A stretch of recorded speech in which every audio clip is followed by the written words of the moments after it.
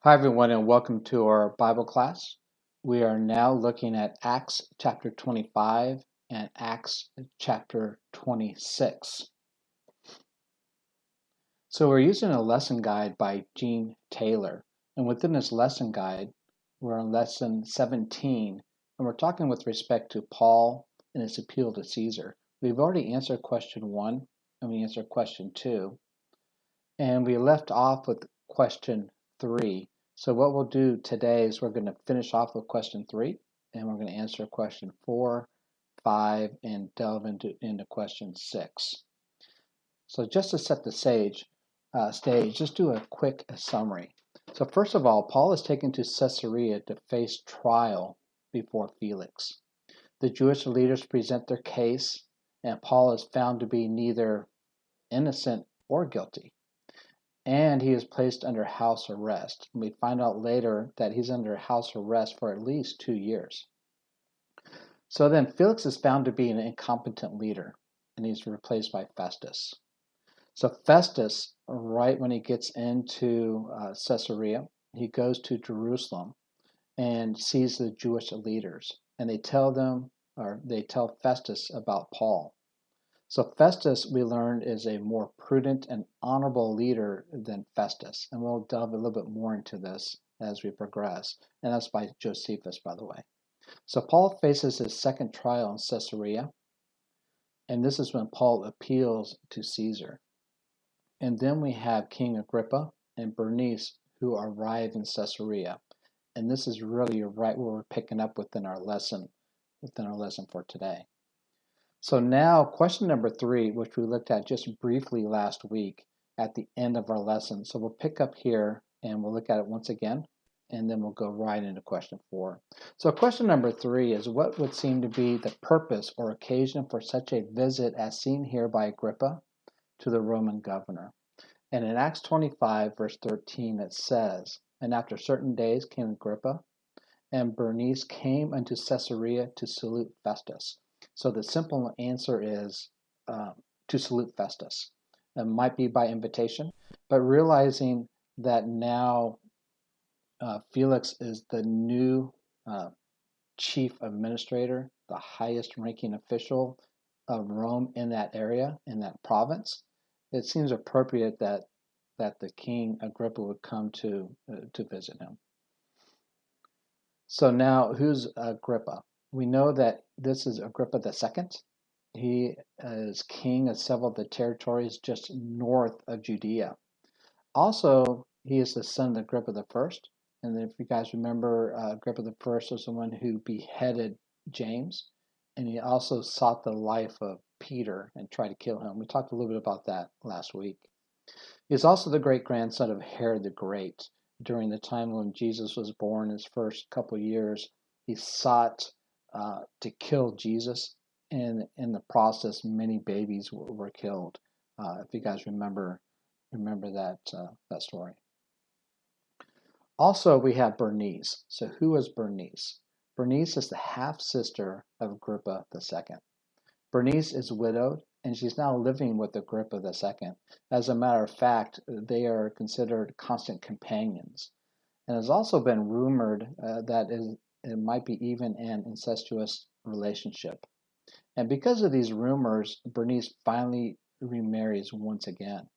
And eventually, she ends up with the Roman Emperor Titus as his mistress. So now we're looking at the questions, and we're getting ready to go into question number 4. So, did Festus' summary of Paul's case coincide with the actual facts? This is found in Acts 25, verses 14 through 22. So instead of spending the time reading all that, I'm just actually going to read verses 14 and 15. Then after that, if you'll go and pause it and read the rest of it through 22. That way, when we discuss this, we can, all be able to discuss this. So, Acts 25, verses 14 and 15, it says, "Since they were spending many days there, Festus discussed Paul's case with the king. He said, 'There's a man whom Felix left as a prisoner. When I went to Jerusalem, the chief priest And the elders of the Jews brought charges against him and asked that he be condemned. So again, this is Acts chapter 25, verses 14 through 15. If you go ahead and read, all the way through verse 22, that we can be prepared as we progress through this lesson. So, did Festus' summary of Paul's case coincide with the actual facts and explain? And I actually think they do. So, first of all, Paul is left in prison by Felix, which he mentions in verse 14. He also mentions that the chief priest and the elders of the Jews brought charges against him and asked that he be condemned in verse 15. However, Roman law requires that the accused face their accusers in a trial. And then he mentions in verse 18 that they brought no accusations against Paul as such things as I supposed. So really, Festus is not prepared for the charges that are brought against Paul. He doesn't quite understand the aspects of the Jewish religion and Jesus crucified and how all that is working. So he doesn't really understand the charges that the Jews are bringing against him. He just knows that anything Paul has done is not warrant of being put to death. E. In the trial, the Jews' accusations were about their own religion and about Jesus who died, but Paul affirms to be alive. So Paul appeals to Caesar rather than go to Jerusalem and to be judged. And we talked a little bit about that last week of why Paul didn't want to go to Jerusalem. He knew that the trial here didn't seem fair. It was unjust. And it would even be more so unjust if he went to Jerusalem to be judged there. Also, we also talked about the Jews were actually planning to kill Paul as he traveled from Caesarea to Jerusalem, and Paul probably understood this as well. So what did Festus perceive to be the issues with Paul's case? So as Festus is looking at this case, what are the issues? So first of all, the Jews petitioned me, he says, crying out that Paul was not fit to live any longer, and that's verse 24. The Jewish nation is in an uproar over Paul. And consider verse 24. It says, the whole assembly of the Jews, both at Jerusalem and here, says the Jews hated Paul so much that really the only acceptable outcome for them was the death of Paul. And when I look at this and I read this with respect to the high priest and the leaders, and I remember back 2 lessons ago when we were talking about Paul and Felix wanting a bribe and why Paul wouldn't pay that bribe or had the brethren pay the bribe is because of Paul's beliefs and his moral values. Even for the greater good, you still stick to your moral values and your beliefs. Well, I want to know about the chief priest and the Jewish leaders about their moral values and their beliefs now. They seem to set all that aside to try and have Paul killed, whether it be secretly as he's traveling from Caesarea onto Jerusalem, or when he's in Jerusalem and they're having a trial bringing false accusations against Paul. So where is the moral value? Where is the beliefs of the high priest and these Jewish leaders who are supposed to be an example for everybody? I just don't quite see it. I see it in Paul, and I actually see it in the Christians and the brethren who did not pay that bribe to Felix earlier. So that's what I see when I read this. I just think about, where's their moral values? Where's their belief? Why don't they let God make decisions instead of doing things contrary? So C, I have found that Paul has committed nothing deserving of death. So here is the issue. The Jewish leaders, high priest, they want Paul dead. However, Festus has found nothing deserving of death. And then Paul again makes this appeal to Augustus, and Festus consents. So what did Festus perceive to be the issue? So I have nothing certain to write to my Lord about Paul. So as he's thinking about presenting Paul, sending him to Caesar, he really has nothing in which to write about him that he might have done or is guilty of. So Festus doesn't understand the Jewish religion, as we just talked about, and does not understand about Jesus and or his resurrection. As a matter of fact, later on in the next chapter, which we'll be looking at here probably next week, as Paul is presenting this case, and he's talking about Jesus and Jesus being crucified, Festus says this: Paul, you are beside yourself. Much learning is driving you mad. And then that's in Acts 26 and verse 24. So now we have a better understanding about Festus. He doesn't not understand the Jewish religion. He doesn't understand the what's being presented here with respect to Jesus and Jesus crucified. He probably thinks it's all a bunch of nonsense. So he doesn't quite know what to say. So now Agrippa comes on the scene. Festus asks for Agrippa's assistance to help him with this letter so that he might send Paul to Caesar, to Rome, and that he might be able to write down some type of charges against him. And again, this just reinforces the injustice that was afforded Paul during his trial and judgment. You can just see the injustice as being presented to Paul, as Paul is neither guilty nor were the Jewish leaders able to really to present anything reliable against Paul, and that's the case. Okay, so some additional information, and this is going to be from Acts chapter 25 and verse 23. So Acts 25 verse 23 says, So the next day when Agrippa and Bernice had come with great pomp and had entered the auditorium with the commanders and the prominent men of the city, at Festus' command, Paul was brought in. So now we see Paul's audience. Who's in this audience in which Paul is now going to defend himself? First of all, Festus is there, and he's the governor of the province, the highest ranking Roman official in that area. King Agrippa is there. King Agrippa's half-sister Bernice is there. Also, the commanders is there. And then we got prominent men of the cities. By the way, the commanders would be such as Claudius Lysias, which we talked about a couple chapters ago, who's in Jerusalem. They're in charge of a cohort, which is about 1,000 soldiers. And we find out that in Caesarea, they have 5 cohorts, and there's a commander for each one. And these commanders are the highest ranking Roman military leaders in that area. So we know that part of his audience includes Festus, Agrippa, Bernice, and at least 5 of these highest ranking Roman military leaders. And then also the prominent men of the city, which probably be most likely the Gentiles. So this is what's consisting of this audience in which Paul is presenting.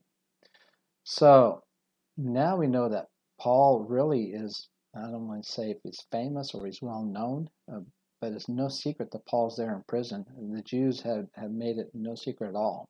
So all the Jews know, and probably Gentiles know, and everybody's probably curious. So at this point in time, Paul's case is now being presented to dignitaries.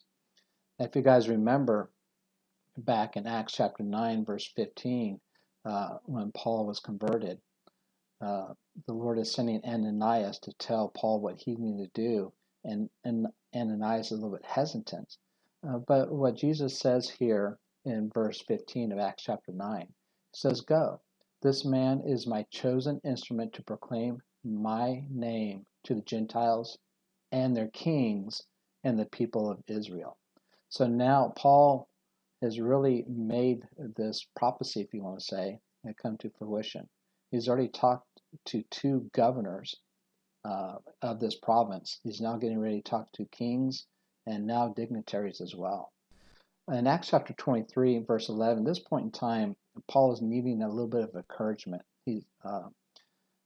Jesus wanted Paul to stay strong and stay focused, and this is what he says to him. Acts chapter 23 and verse 11. It says, The following night the Lord stood near Paul and said, Take courage, as you have testified about me in Jerusalem, so you must also testify in Rome. And then also we know later in Philippians 4:22 says, all God's people here send you greetings, especially those who belong to Caesar's household. And so now we know that Paul knows that he's going to be going to Rome to present the gospel, maybe even at the highest level, maybe into Caesar himself. So he knows that's there. And he also knows that he's going to be presenting to dignitaries. And we see this happening now. So he's able to present the gospel to governors, to kings, to their families, and now to dignitaries, to Roman military leaders.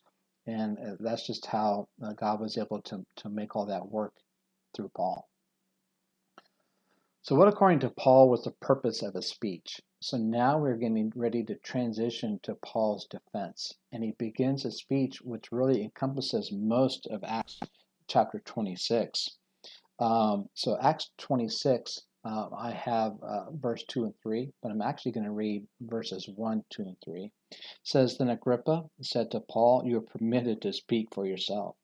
So Paul stretched out his hands and answered for himself, I think myself happy, King Agrippa, because today I shall answer for myself before you concerning all the things of which I am accused by the Jews, especially because you are expert in all customs and questions which have to do with the Jews. Therefore I beg you to hear me patiently. And so now Paul begins his speech. So what, according to Paul, was the purpose of his speech? Well, first of all, Paul is able to answer for himself before King Agrippa concerning what the Jews have accused Paul of, and that's right out of Acts chapter 26, verse 2 and 3. But however, Paul, when he's able to answer for himself, it gets the opportunity to once again to present the gospel to this audience. And remember, this audience is full of dignitaries, so he's presenting it to this audience. Paul's method of presenting the gospel might be different depending on the audience. For example, when Paul preached to Felix and Drusilla, he preached to them about righteousness, self-control, and the judgment to come, because that's what they needed to hear. But as he was preaching to them about righteousness, self-control, and the judgment, he taught them Jesus as well. Well, how do we know that? We know that because Acts 24:22 says, Felix heard these things, having a more accurate knowledge of the way. And we had a good discussion with respect to of the way about 3 weeks ago. Of the way is referring to the Christianity and the spreading of the gospel. And so it says here that Felix had a knowledge of that. So that's how we know that Christ was also preached, along with righteousness, self-control, and judgment, because that's what Felix and Drusilla needed to hear. They were in a marriage that they were not, that should not have been in. So, however, the gospel Paul presents is always the same. Paul never changes what he presents, not to Felix, to Festus, to Agrippa, nor to this audience. So what is the gospel anyways? Well, the gospel is Jesus sacrificed himself on the cross for us, for everyone, for mankind. He was buried, and then he arose on the third day, and he's reigning in heaven. And that, in essence, is the gospel. And that's what Paul always presented, no matter what audience he had. So now let's summarize his speech. Now again, his speech is going to encompass most of Acts chapter 26. So we'll just look at the very beginning of this as our time is starting to leave us. So first of all, I want to say that Paul's always respectful to his audience. Oftentimes, you have to speak the truth, as we just talked about. It says here, Paul is always respectful of his audience. Paul presents the truth. He preaches what needs to be presented, but is respectful. And our example is Felix and Drusilla. Felix and Drusilla, when the truth presented, it might hurt, having to hear those things with respect to self-control and righteousness and judgment. Paul is not holding back. He presents the truth, but yet he's respectful in that manner as well. The respect Paul gives to Agrippa as he begins his defense is the same way. So Acts chapter 26, verse 2 and 3, we're going to read this again. It says here, King Agrippa, I consider myself fortunate to stand before you today as I make my defense against all the accusation of the Jews. Especially so because you are well acquainted with all the Jewish customs and controversies. Therefore, I beg you to listen to me patiently. So now you can just see the respect that Paul is giving to King Agrippa. King Agrippa may not be due any respect, but Paul still gives him that respect anyways. Respect for who he is, respect for his title, respect for his knowledge that he has with the Jewish religion, which King Agrippa has. And he also has knowledge of Jesus and Jesus being crucified because, as Paul mentioned, it wasn't done in secret. Everybody knew about it. And so Paul says, I'm happy. I'm happy to be able to present this to you. Okay, so that's where we'll end it today. And then next week, we're going to delve right into Paul's defense. And when you think about Acts 26 and the defense of Paul presents here, we understand more so that Paul is a masterful presenter and very capable teacher, preacher, orator, however you want to present it. But if you want to see a master at work, read Acts chapter 26 and you'll see how he presents his case. And we're going to take a look at that next week. Thank you.